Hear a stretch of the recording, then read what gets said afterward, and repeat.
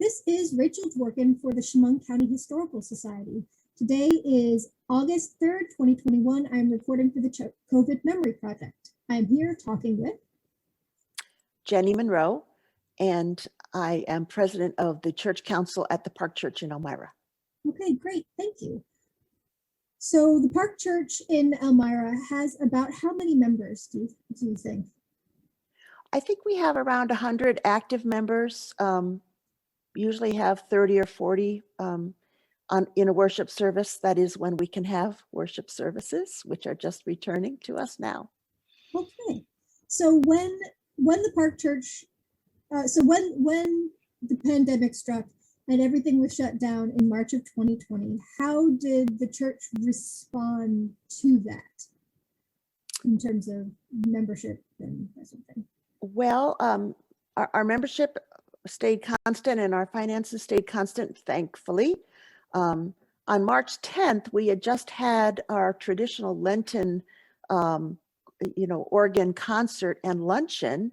We were watching, COVID stuff on the news. It was happening way out west in Washington State, so we knew it was coming. But on Friday, March 13th, I remember Friday the 13th, when our governor Cuomo basically closed down the state. And since church activities were deemed, non-essential, we had to stop everything in our tracks.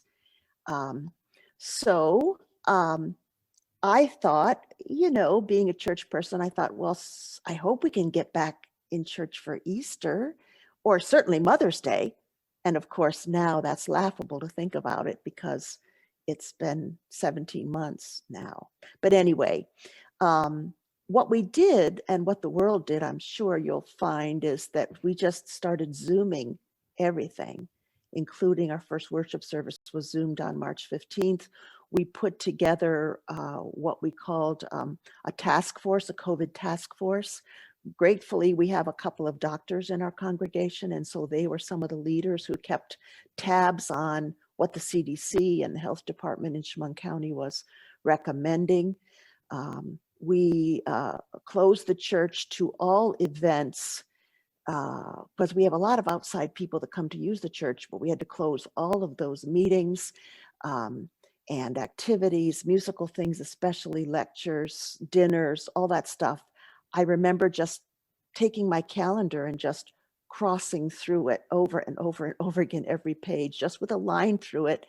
And then I started writing in Zoom meetings. I would have 2 or 3 Zoom meetings, sometimes 2 or 3 a day, hopefully oftentimes 2 or 3 a week. So we all had to learn how to Zoom, which for many of us was not an easy task. People who are older, who may be online with email and such, but this whole Zooming idea was a new thing. So that took a few months to get everybody trained. So you were doing Zoom services. Did that involve like your pastor Zooming from the church and everybody Zooming in to watch? Or was it like people at home worshiping together? Like, how did that work? What happened is everyone was on their computer Zooming into the church Zoom account, and there were 4 of us in the sanctuary every Sunday, and we would be masked and socially distanced. The minister, myself as the Zoom techie, our organist, and a violin soloist. So we created the worship, which was Zoomed live, and then I put a great big screen up on the chancel so that we could see each other's faces at least, which was nice. And we had up to 36, I think, was our highest. People Zooming in, 36 different households Zooming in, but we weren't able to have any music that would involve like a flute or a trumpet, anything having involved droplets. We learned all about droplets, didn't we? There were certain things we could do and certain things we couldn't. No singing, absolutely. We've just gone back to singing now in this month in August of 2021. When did you get back in the actual church? Well, it was a whole, let's see, so March when we closed down, it wasn't until September, so that was 6 months. We were not there as a group. We briefly came back for a couple of weeks in September when the governor allowed us, and we watched the county was no longer orange, Chemung County, which was his way of identifying trouble spots. And then we were together for a couple of weeks, but then we had to suspend that for a while. We are now back in worship, but this is, since the spring of 2021. So how has attendance been, and have you been taking precautions within the chapel in terms of like social distancing and that sort of Yes. thing? Yeah, we have a large sanctuary, which helped us a lot with social distancing, which we were grateful for. So we roped off every other pew to allow that 6-foot spacing. We put little yellow sticky notes on the back of the pews where you were allowed to sit, which helped us again in a row, not having people too close together. When you came in, we had the doors wide open for air circulation, which we normally wouldn't do. So that was helpful. When you came in, you had to record your name, and if you were a guest, some contact information. We had temperature checks. We had hands-free, sanitizing. We put away the hymnals because we weren't singing anyway. No Bibles, no hymnals. You just had your piece of paper, which was your bulletin for the day's worship. And then we suspended coffee hour, which was terrible because that was one of our favorite things, but we couldn't, be close to each other to talk anyway. And we certainly couldn't hug each other. So, but we've gotten those back yet. So when about did you go back to more regular worship? Let me think. I believe it was this spring. I can look on my calendar too while we're talking and get a date, but it was certainly a year without anything normal. So now 2021 is Right. your anniversary year. How long have you guys been a church?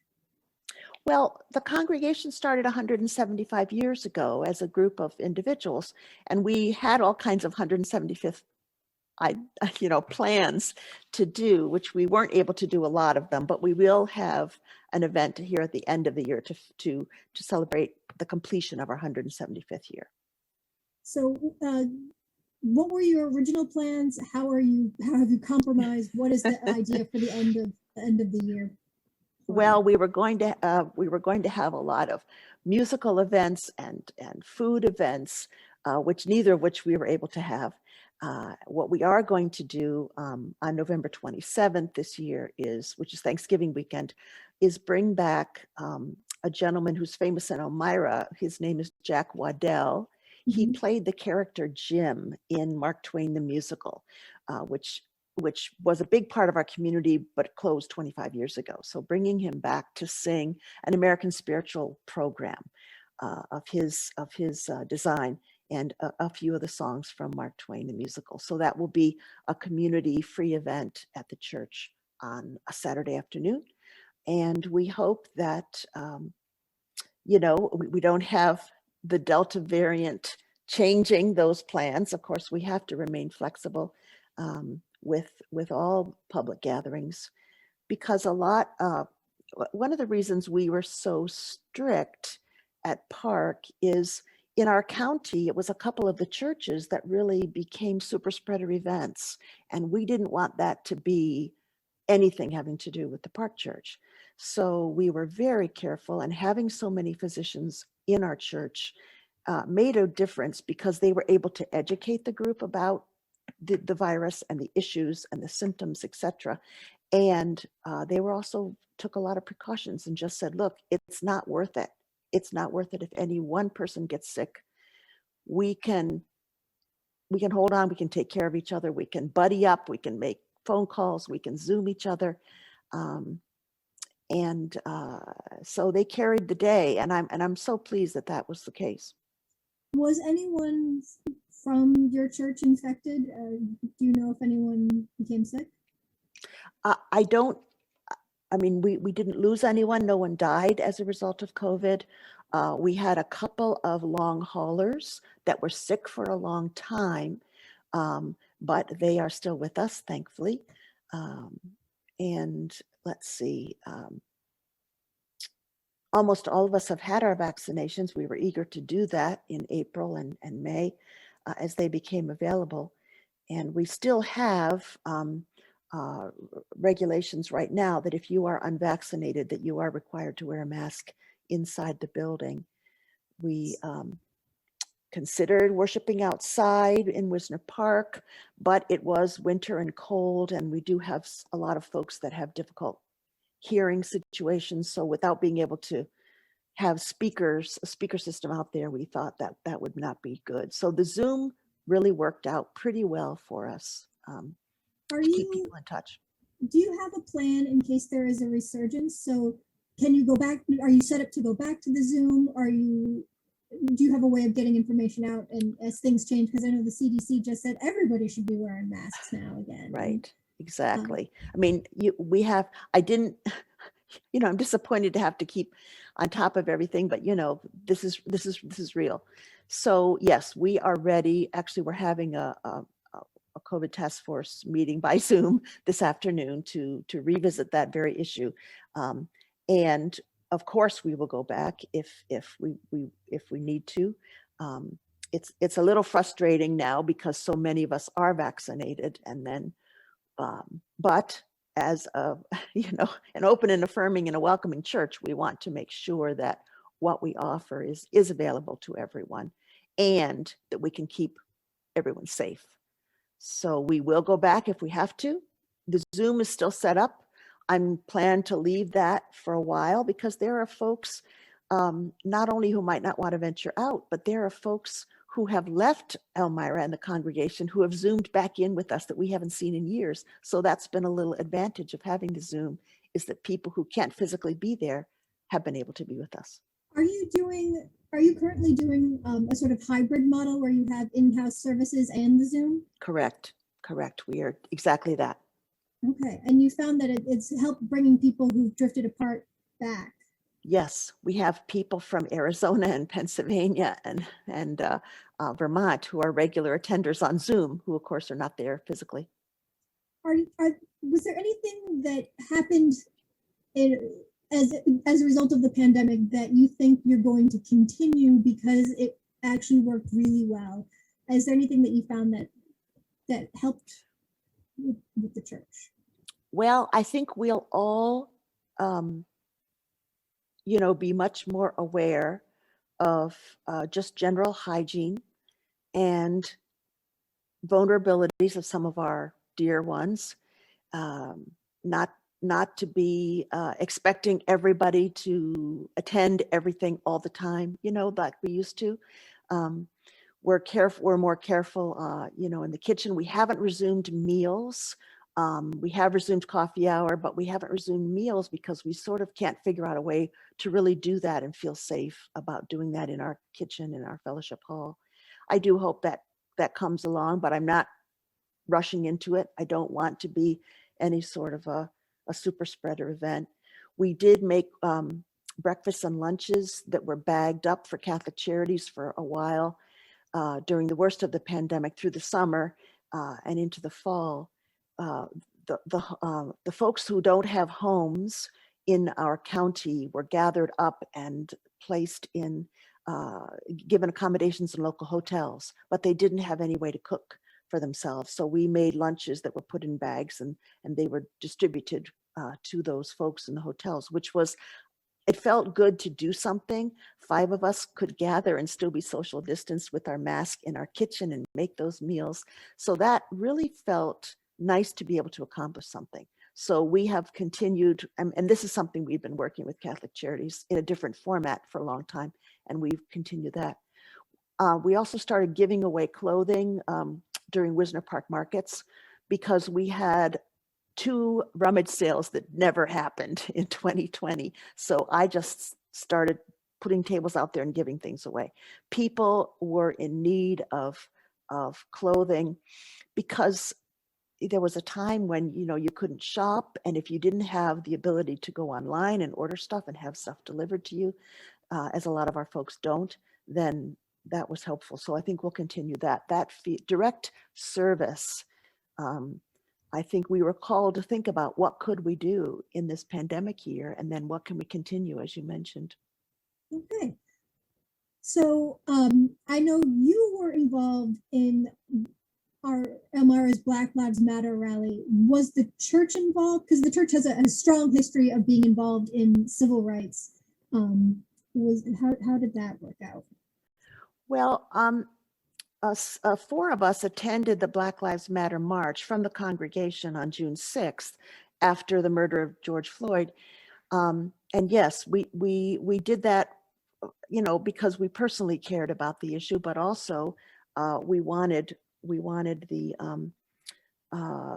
folks in the church to have direct experience so that we could study this. And we realized, women of a certain age like myself who grew up in the civil rights movement, I think during COVID times, for me, I'll speak personally, I was at home so much, I had an opportunity to read, and go online and have Zoom lectures, book groups, discussions.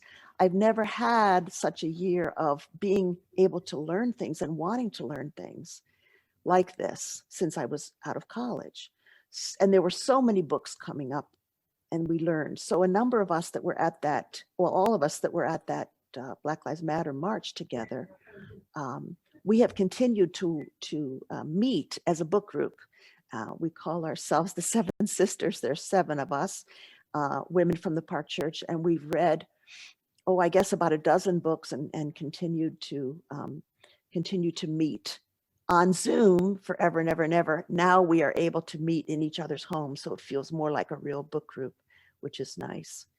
One thing that we've been studying is the 1619 project that was published in the New York Times last August, so a year ago. And that has been fascinating for us to talk about. We are a group of white women of a certain age, and we all feel strongly about learning about what's happening, not only nationally, but in Chemung County, having to do with social justice and racial justice. So we decided to spend a year learning, reading, talking, and now we are almost at the end of that year, and we want to start actively working on things in collaboration with other organizations. Because this is such an important part of the history of our church, of the history of our county, and of course, in the nation. So it has been a real wake-up call. 2020 was difficult, of course, because of the COVID virus, because of the racial justice issues around Black Lives Matter and George Floyd's murder, along with others, but also because the election was that year too. It felt like a triple whammy, and all these things were churning in the air, and thankfully we could talk to each other. I also thought early on in the pandemic a lot about my grandmother, who must have gone through the 1919 pandemic. And I tried to research that a little bit, and thinking how different my life is than hers was. I felt grateful that I had my cell phone, the telephone, television, Zoom, computers. Can you imagine how isolated people must have felt during the 1919 pandemic? So I was trying to keep those happy thoughts in my mind. One other fun thing that happened at church was that a lot of us started making masks, face masks for people to wear, because there just weren't any for a long time, many months. And even our Arnett Hospital ran out of masks. So we were making masks for the hospital's personnel. And then the world ran out of elastic, the little bitty elastic band that you need to put around your ears. It could not be found anywhere. I took apart fitted bed sheets and robbed the elastic out of those. And it made me think how dependent we are on Chinese imports, things elastic made in China and then sent here. And it really brought home, with a number of products, but for me, it was just elastic, of of how dependent we are and how scary that is in terms of our ability to cope with any sort of emergency like this one. So going back to the whole social justice movement, so Yep. you and also the Park Church were involved in what had been an annual women's march in Yes. January. Right. So that would have been our third year in 2021 would have This been year, right. our third year doing it. What can you tell us what happened with the march and what didn't happen with the march and whether or not there are plans going forward? Well, we decided to follow the National Women's March, which happened after President Trump was elected, with an event in January because it was the anniversary of that inauguration. And we had the march in 2019, was our first one, starting at Wisner Park, marching up to the college and back. And then we had a lovely one in January of 2020, and then all of this came down. I suspended planning a 2021 march in the summer of last year, just because I thought, gosh, this is just not going to happen. We were even thinking about moving it to March for a little better weather and to celebrate Women's History Month. But I realized that, people are just so, the world was upside down, as a great line from Hamilton. The world was upside down. And I just couldn't see planning it. And there might be more important things for us to do than the Women's March. Are there any plans for 2022? I don't know. I don't have any plans. No. I should be thinking about it. You're right. But I don't have any plans.